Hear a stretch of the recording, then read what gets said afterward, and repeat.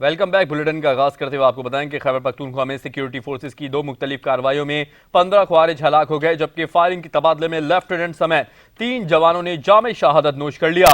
ISPR की जानिब से जारी करदा बयान के मुताबिक सिक्योरिटी फोर्सेस ने खुफिया इत्तला पर डेरा इस्माइल खान में कार्रवाई की, जिसके दौरान 9 ख्वारिज को जहन्नुम वासिल कर दिया गया। दहशतगर्दों से शदीद फायरिंग के तबादले में लेफ्टिनेंट मोहम्मद हसन अशरफ समेत 3 जवान वतन पर कुर्बान हो गए। सिक्योरिटी फोर्सेस ने दूसरी कार्रवाई शुमाली वजीरिस्तान में की, जिसके दौरान 6 ख्वारिज मारे गए, जबकि हलाक ख्वारिज दहशतगर्दी की मुतादिद कार्रवाइयों में भी मतलूब थे।